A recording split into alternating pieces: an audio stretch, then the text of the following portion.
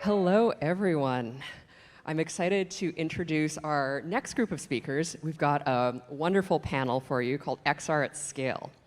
So while we're often caught up in what the future of XR might be, 3 years, 5 years, et cetera, down the line, we also need to really take a look at the power that XR is bringing to major organizations today. And that's exactly what this next panel, XR at Scale, will touch upon. So we'll have David Burch, Head of Partnerships and Business Development for Arbor XR, leading our panel today.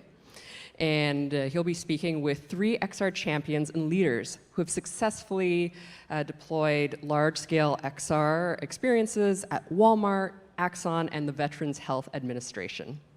You'll hear how they're using XR today, the results of using XR in their organization, challenges they faced, and how they've scaled their programs. Future is bright for XR, but it's already radically changing how we learn, work, and heal. Please welcome David and the XR at Scale panel.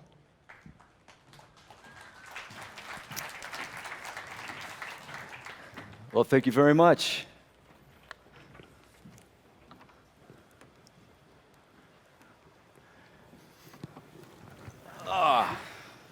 Feels good to sit down. Well, thank you for joining us today. My name is David Burch. I'm the head of partnerships and business development at Arbor XR.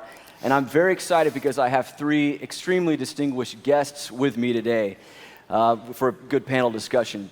So we have Jarrad Nagel, the senior manager of digital learning and innovation at Wal-Mart. There you go. There you go. He's a celebrity around here. All right. Robert Murphy, the Senior Director of Virtual and Augmented Reality at Axon. Let's give him a hand. Let's give him a hand. That's good. And Caitlin Rawlins, the Deputy Director of Clinical Tech Innovation at the U.S. Department of Veterans Affairs. And each of these leaders are overseeing significant XR deployments in their respective organizations. But we want to zoom out a bit and discuss real XR deployments with clear results that are already happening in major organizations. Virtual reality is often something that we talk about in the future tense. What's coming? What will it be like? But today we're not going to talk about the future. We want to talk about the real world impact XR is having at large scale right now. Arbor XR, we work with over 2,000 companies in 90 countries plus. We see businesses all around the world are currently leveraging XR, but some of the most stunning and exciting results are especially in training and in medical use cases. So today we're going to focus on 3 major deployments from Wal-Mart, Axon, and Veterans Health Administration. But before we dive in with questions for each of our panelists, I want to give you a sense of the scale that they're dealing with in XR currently today. So Wal-Mart. Woo, exactly. Wal-Mart. Walmart's trained over 1 million workers in VR. That's a big number. And VR training boosts confidence and retention while improving test scores 10 to 15%. Multiply that by 1 million, that's pretty significant for sure. They have over 45 activity-based VR modules. And the topics include new technology, soft skills such as empathy, customer service, safety, and compliance. And moving forward. All right, Axon is currently working with over 1,400 law enforcement agencies across the U.S. using their VR training. In one study, 81.4% of officers reported Axon's immersive training platform prepared them for frontline deployments. Very, very important. The training topics include foundational skills, such as range skills and conditioned responses, and perspectives like case law and community engagement. And the VA, the Veterans Administration, is currently utilizing 1,200 plus VR headsets across more than 160 VA medical centers and clinics in all 50 US states and Puerto Rico. Identified 30 medical use cases. An example, in a single session of VR therapy results in an average of 30% decrease in pain intensity, just from VR. Incredible. And about 85% of patients had a complete decrease in anxiety levels following or during a single VR session. All right. I think I got that correct. I had to read it, so it shouldn't be that difficult, right? All right, so Caitlin. So XR has been around for decades. yet it's still relatively new to healthcare. So what was the VA's experience with some of the barriers and some of the lessons learned starting out when integrating XR into healthcare? Well, I think, with any new technology, new innovation, there are always going to be those hurdles to overcome, some of those unknowns. And it was no different for the VA. I am a registered nurse by clinical background, started the first virtual reality program in the VA focused on positive distraction. And with that, it was brand new. There were no clinical resources to help me figure out how to integrate that into my clinical practice. There were no SOPs and infection control procedures and documentation guidelines, and all of that is needed. There was no guidance from privacy and IT and biomed, information security. So you're really starting from ground zero. But what's important about that is that the idea of using immersive technology in VA healthcare started at the front line. It started at and is led by the front line. And everything that they're doing, all those early adopters, all of the data that's being generated about experience and patient outcomes is now pushing all of that forward. So for example, one of the first patients I ever used virtual reality with, he was post-operative. He had lots of opioid pain medication prior to that. He was not getting any relief from his pain. Tried a virtual reality headset on this individual with positive distraction content, just interactive games, relaxation environments. And within minutes, this patient who was in 10 out of 10 pain, writhing, uncomfortable, was asleep. And it's those sort of stories that is one of the main drivers of how we have moved forward with this and how we've overcome those barriers. Because if we can take those sort of stories, the actual response from our patients, from our veterans to our leadership, and it's coming from the front line, coming from clinicians driving it, then it helps to overcome a lot of those barriers too. I mean, that's unbelievable. You built something from the ground up, and it results in somebody who's 10 out of 10 getting relief for the first time without medication. It's amazing stuff. Thank you. So for Robert, what was the defining moment or that sort of aha moment that made Axon realize they should invest in XR training? What have those results been like so far? Yeah, I would say there were two key aha moments for us. When we set off on using virtual reality, Axon had this broad mission of protect life, and we started looking at situations that were occurring in the news. You see an unfortunate situation where an officer made a mistake, and when you look back and we talk to other law enforcement officers and trainers, we find a lot of time that is a training issue. And training is a thing in law enforcement that if you ask many officers in the street, they're going to tell you there's not enough of, whether it's a time issue, whether it's a cost issue, or what have you. So we started looking at, is there ways we can use VR to solve for that, to scale down the cost, to make training more frequent, and then through that, and given the mission to protect life, how can we start using VR training as a way to refine de-escalation skills, right? Preventing those unfortunate outcomes you see on the news. And for us, it started with how can we bring better awareness to somebody in a mental health crisis? How can we bring better awareness to when an officer encounters that person who is autistic or schizophrenic, understanding how they're seeing the world and how you can better engage with them to get that de-escalated outcome. So when we started building this and putting this in front of officers, the response of the first aha moment was amazing because we'd put it in the hand of these officers and they'd take it off and they'd say, I have a child who's autistic, or my father was schizophrenic. That is spot on. That is exactly how that situation is. And even when we would show it to people who themselves are autistic or people who themselves are hard of hearing, and they can validate that is a representation of what I experience. That was kind of that first aha moment of we're on to something where we can put officers in the shoes of those people and then also let them see that as they make certain decisions, how the outcome of that varies. That was the first one. But the second one, when we started getting more into the 6 degrees of freedom and putting officers in that where situations are unfolding, they have to respond, and we see these officers go through this and take the headset off, and they're sweating. You're triggering that response, you're triggering that stress, and they're reacting accordingly to that, but then they put it on and go again, and they're wanting to repeat and go through this training over and over and over again. So you solve that need for it to be repetitive. So when you see people excited about doing training over and over again, and then it gets hit home even more when they take the headset off and you explain what the cost impact of what they did was. Like, for example, we did this at one of our master instructor schools. It's where we train officers how to be, instructors of the TASER device. And we put about 300 officers through this. And at the end of this 5-day program, we made a comment to them, like, do you guys realize you fired $100,000 worth of TASER cartridges over the 5 days in these training scenarios? And through that element of seeing that we created that stressful and dynamic situation, and we created an approach that lets them train at a substantially more cost-effective way than how they do it in the real world, those two moments of this content is extremely spot on, and this is extremely scalable and realistic, those two combine to make that aha moment that we have something here. Wow, incredible. And speaking of scalable, 1,400 locations. So bringing XR to police training, though, it includes a lot of challenges, trying to figure out how to package XR in a way that's actually accessible to officers and end users, easy for police departments to use. What were the things that you focused on early on in your pilot programs to ensure that XR training was successful?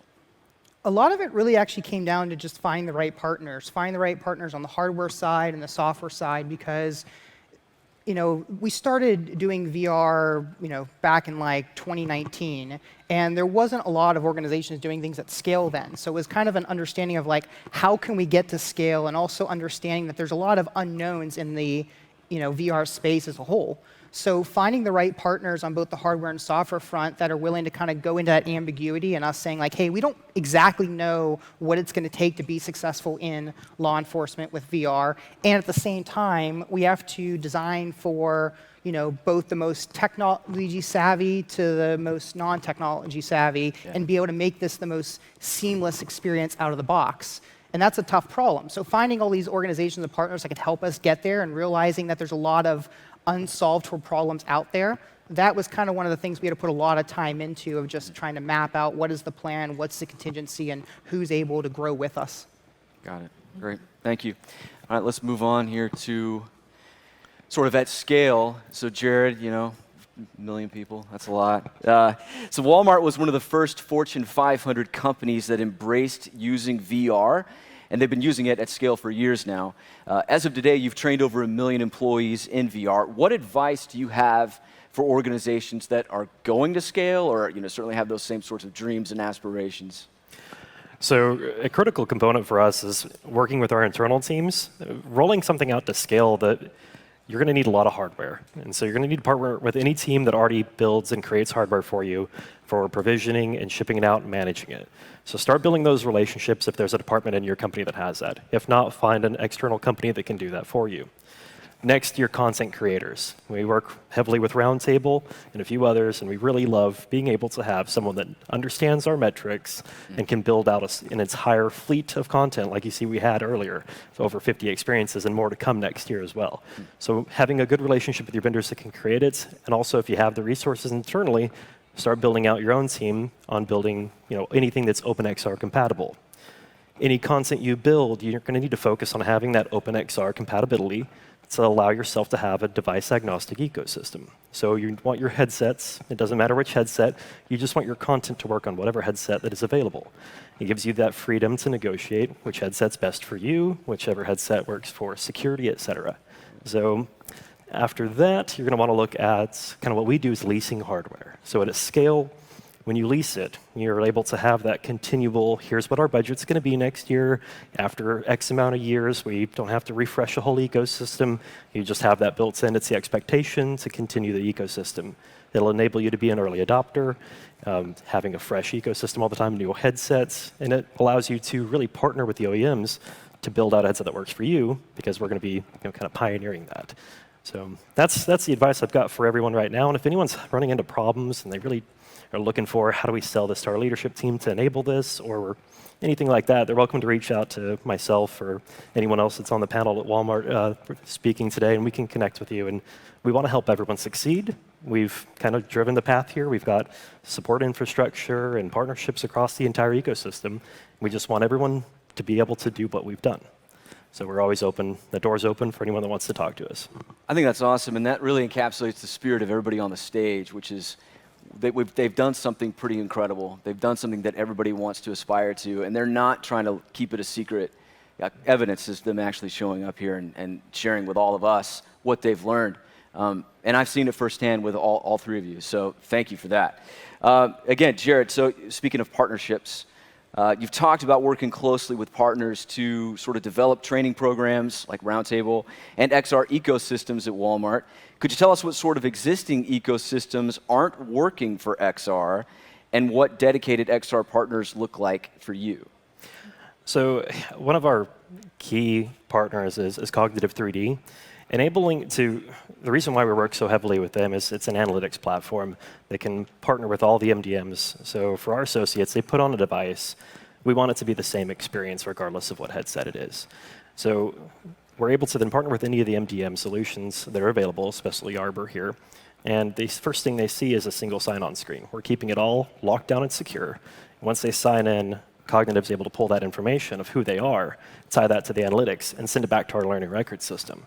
So that's the type of ecosystem that we're loving to see, because then it opens up the doors. Our content is now, with OpenXR compatibility and the analytics built into it, we can move our content from headset to headset without any struggle, which opens up the entire door here. So that's really how we see this working and continuing to work in the future. We want to be able to use and sample. We've got different ecosystems. We're not exactly a small company, so we've got a lot of different use cases. And so we want to, if we need this type of headset here or this type of headset at another location, we want to be able to use it. And we don't have to repackage the content every time. So that has really unlocked a lot of what we've been able to expand on. Another thing about content is we really don't want to be looking at 360 videos too much. We're looking more at 6-DoF because we like to, things change, and this is moving very quickly. So with a 360 video, you have to film it again and kind of go back and forth on that. So with a 6 degrees of freedom enabled experience, you're able to just log in, make a few changes in Unity, repackage it, and ship it. Yeah. And so that's our new format. We're really looking forward to a lot of 6-DoF content, specifically, in the safety environment, so mass threat training, things like that. Excellent. Awesome. Thank you. All right, Caitlin. How is the VA unique, and what opportunities did that create for scaling an XR program? How is the VA unique? Yeah, right. Well, the VA is unique in many ways. It's the largest integrated healthcare system in the U.S. We have 171 medical centers and 1,200 sites of care serving over 9 million patients. And of course, our veterans are a unique patient population in and of themselves. The VA recognizes, too, that immersive technology has the ability to change care delivery and care experience in a really unique way. And we also recognize, being such a gigantic organization, that it's really difficult to avoid siloed efforts.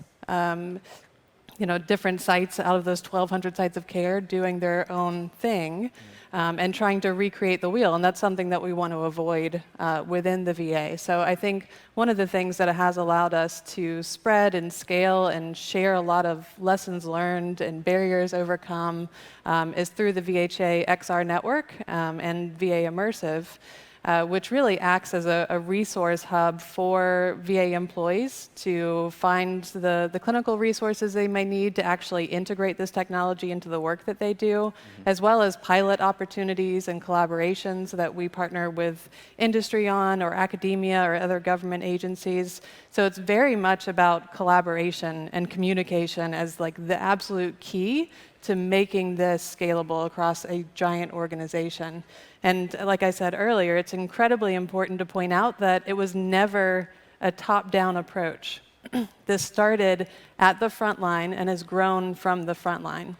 So it wasn't something that we had our leaders telling us that we had to do. You have to fit this into your workday. This is the way we're doing things. It's been something that our clinicians and our employees and our patients have been asking for. And that's a key piece of it. You have to have engaged champions at the front line. So one of the things that we did was develop a VHA XR playbook, which is a comprehensive document that is actually a step-by-step guide of how to develop an XR program or pilot within the VA, including identifying what problem you're trying to solve, how are you engaging those champions of whatever the pilot is, how do you select what hardware and software is most appropriate for whatever the problem is that you chose. Everything from standard operating procedures and infection control procedures, documentation guides, all the privacy considerations, all of those things packaged in one document so that they're not having to seek this out as individual 1,200 sites of care, but rather having a central repository of information and support. Because as we know in healthcare, clinicians don't have time. If you don't give them support, the technology will sit on a shelf somewhere, I promise you. So it's a matter of like really supporting the front line and lifting it up and allowing that groundswell of scaling to occur. Right. Yeah, I just find it so fascinating that you did build something from the ground up. You didn't do it alone, but somebody asked me earlier today some different examples of, is it always top down? It's not always top down. In fact, one of the most compelling that I know of is from the bottom. And it literally was a grassroots movement, so to speak. Yeah. So it's definitely exciting. So thank you. Thank you, all of you. Now, I just kind of want to move. We're near the end of our time here. But each of you are on this panel because you are true pioneers in enterprise XR, and you each have experience with real-world deployments at a significant scale. With that experience in mind, if you had any advice for new adopters wanting to get started with XR, what would that be? Robert, I'm going to put you on the spot. You can. Oh, gosh. Explore it. I think my biggest thing is just what the answer is now is not going to be the same answer in like 6 months from now. Yeah. I think we've changed our course and our direction and our strategy more times than I can count because this is an industry that's just evolving so rapidly. And I've definitely had preconceived notions that like I believe to be just facts that will stand the test of time that just haven't. So I know it sounds really, really obvious to say like keep it in mind and be willing to change your direction and strategy, but like it's hard at times and it can be uncomfortable. But honestly, I don't think we would be where we are today if we weren't willing to make those changes and stray from the course. Totally. Jarrad, we have 30 seconds. Okay, gotcha. Well, you don't want to end up being a unicycle. You want to have a full-built car. So you want to work with each different component and make sure that you've got an ecosystem that will continue to scale and be able to move quickly as things change. So a focus is, we know we've got a lot of Gen AI coming out. How do we start integrating that kind of technology? So right now, the advice for early adopters is look at the future, but don't let it distract you. Build what we have today. Awesome. Thank you. And Kayla. My advice would be to always find a way to put more heads in headsets, because that is our motto in the VA, heads in headsets. We know that that is the best way for someone to fully understand the potential of this technology. You need to be able to feel being immersed. You need to feel present in that virtual world. You need to have that sense of awe. Right? Right. In order to really be able to understand how this could impact the work that we do, regardless of sector. Until I put on a VR headset for the first time and felt it, I didn't get it. So if you're an early adopter and you're trying to get started, put more heads in headsets. That's my advice. Great advice. Thanks to all three of you. This has been just tremendous. So I really, really appreciate it. Come see us at booth 400. This is the Arbor XR plug. We have conversations with these individuals all day long. We're happy to work with you and your organization on the ways to scale XR appropriately and smartly. Booth 400. If you don't like me, you'll like my colleagues. They're there. They're cooler than me. That's just the way that it is. I've embraced it. But thank you all so much. We're out of time. We have 15 seconds left. But if you have questions, come see us at booth 400. We'll answer those. Thank you all very much. Awesome.